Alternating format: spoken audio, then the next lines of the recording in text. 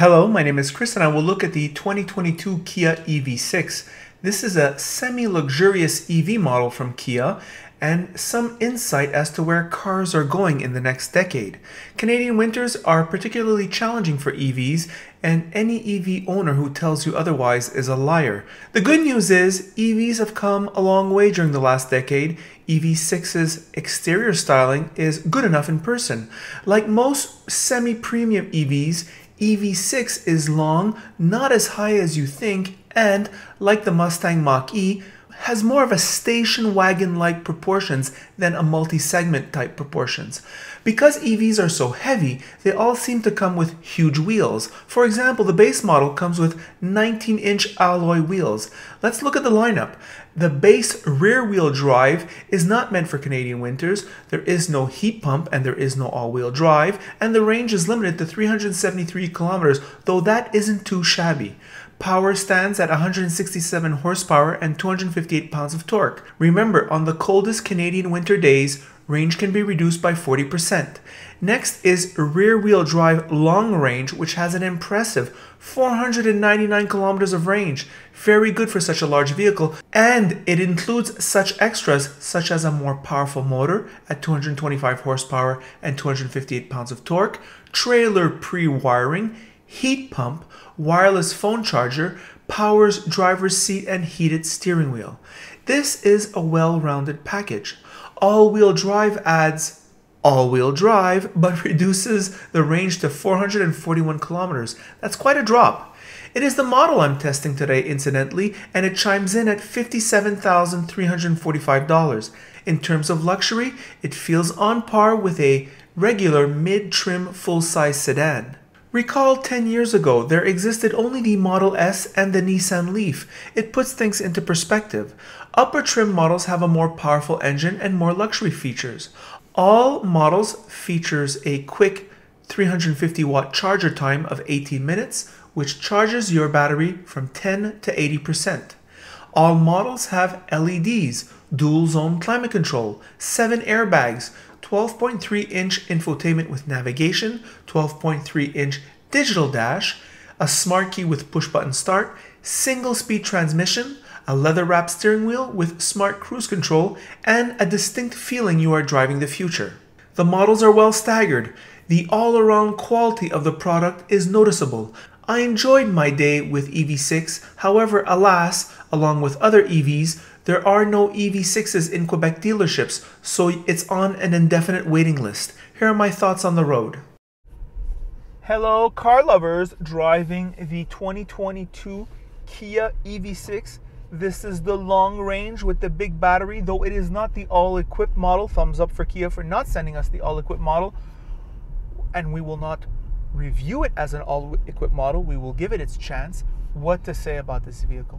Well, the exterior styling is probably much better, though it still looks big, and there's something about these EVs that I find, the Mach-E did that to me. It's like they're kind of long and they're trying to sell it as a crossover, but it's really a station wagon. These are really big station wagons in terms of their volume, not in terms of their appearance, but in terms of just their general shape and volume. There's plenty of room sitting in front, plenty of room sitting in back, and there's pretty good cargo room. With the hatchback, you can lower the seats and carry pretty much anything you want. So on the convenience level, very good. All right, no problem. The exterior styling, very nice. Thumbs up to the suspension system, very good. I'm here on the Montreal Trail. It's very good. It's not too soft. The car feels really planted. I mean, really planted, and it feels substantial. Now, of course, you're gonna say, well, the battery has a lot to do with that. These are such heavy cars, and it's probably a reflection too on the tires. These are huge tires. Now they're all coming with base 19-inch tires. At least you get the 55 ratio sidewall, which means that it'll be good against those big bumps in Montreal. The interior design is very good. This vehicle does go for about $54,000 something plus destination something comes out to about $57,000. In Quebec, you do get the $12,000 rebate, which almost makes it interesting from a financial point of view versus an all-equipped mid-size sedan when you consider the gas savings. So not too bad on that level. You do get the high-speed charging, So if ever you're caught in a pinch, you can use it. It's still not fun. I mean, these vehicles really, it's really about owning a home, having 2 cars. One of them is a gas-powered car, and this vehicle, right? And of course, you need to have the home charging. As an example, one of my buddies at work, he has a Kia Telluride, and he has also a Bolt EV. And he's telling me, Christopher, I always use, like 90% of the time I'm using my Bolt EV, all right? And the Bolt EV is a subcompact. It's the shittiest EV you can get, right? And the Telluride is one of the most luxurious. It's comfortable, big. It's what everyone wants, right? But because of the fuel savings, he's driving his Chevrolet Bolt. He's enjoying his electric vehicle, and that says a lot about the EV experience, especially with $2.25 gas. I mean, we're paying so much for gas. That's by the liter, right? So for those of you who live outside of Canada, it's $2.25 per liter of gas, and hashtag we are an oil producing nation, so we have a problem, and that's just the way it is. This interior ergonomic looks very good. I must say, nice materials from Kia. Very nice presentation. The leather of the seats is very good.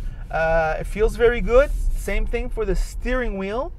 I gotta say, it looks all nice. However, it's when you come to interface with these things, I don't know why with all car companies, they feel that the buyer of this vehicle wants a very complicated interface. I don't know why that is.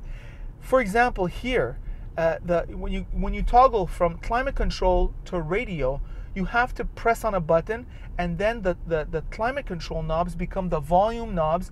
It looks intelligent when you think about it very quickly. When you're chatting on some table corner in a restaurant, oh, we'll make it like that. But however, when you come to use it in real life, it's ridiculous. It doesn't make sense, and it's just a mess to use. So I don't know what's up with that. 90% of the people who I know who drive cars view a car as a point A to point B vehicle, and they want the simplest experience possible. So kind of weird on that level. However, I must say, when I'm here, it really is good. I'm enjoying this vehicle, and that's all I have to say about that overall. Little things that may go under the radar. Well, for one thing, you don't get the high-end sound system, all right? Which pisses me off when you're paying $54,000, $55,000, $56,000. However, the bass sound system, I must say, I tried it with Ross. It's very, very good. I mean, if you're listening to music at a reasonable volume, the quality is decent. And also, if you're listening to, for example, podcasts or talk radio, which I do a lot, the voices are coming out clearly. So pretty good on that level. Also, when you're on the highway, this thing is very quiet. So you don't have to turn up the volume. You know, often you're in a noisy car and you turn up the volume to kind of like counter the noise of the highway. Well, you don't have that here. So very good on that level. Very, very good. Been driving around in the city of Lachine now for quite some time. We went out on the highway for quite some time. The battery is simply refuses to go down. We started out this morning with 450 kilometers of range. Now I have 375. It shows that we're doing a lot of city driving, because the city driving really is good. I mean, the regenerative braking almost makes it an electricity-free usage. I mean, you almost get better mileage in the city, which is completely different from a gas-powered vehicle. Really good for city driving. I love the electric vehicle for the urban cycle. It's the goods, and that's all I have to say about that. A note about the AC. I mean, these vehicles don't have like the strap-driven AC compressors, and the downside of that is, I find, Ross made the remark, and I noticed it in the Prius Prime when I had it for a week. When it's really hot outside, you're really gonna have to jack up the fan speed. It's just not as strong. Ross made the telling remark that his 2004. Ross made the remark that his 2004 Honda CR-V, that Honda CR-V that Ross has a better AC, a stronger AC than this vehicle does. So it's something they're gonna have to work on. I know they're trying to get the best mileage they can for their money, but I mean, we can't diminish the drive experience. And that's with all EVs. So this is not a Kia remark, it's all EVs. And that's what I have to say about this very good vehicle. My goodness, my next vehicle could be electric. I mean, if they're getting better and better and better, or at least a plug-in hybrid or a hybrid. It's certainly not going to be a gas-only car. The technology is getting better and better. Driving around the city, it feels so refined. And that weight, that acceleration. On the highway, it's more of a golf cart effect in terms of the acceleration, that on and off when you floor it. It's not very fun, but that's all EVs once again. So while here I am on the Lachine Trail, this is a war zone, right? There's craters everywhere here, and it's really taking it well. So comfortable, a notch up, really. EVs are getting better, except the problem is there are none on the market, right? You go to the dealer, there are none. You have to wait sometimes for years. It's redonkulous, right? Who wants that? So, those are my thoughts on the EV6. By the way, if you like this video, like it. If you don't like it, don't like it. And if you really like it, well then, of course, you should subscribe. And that is it.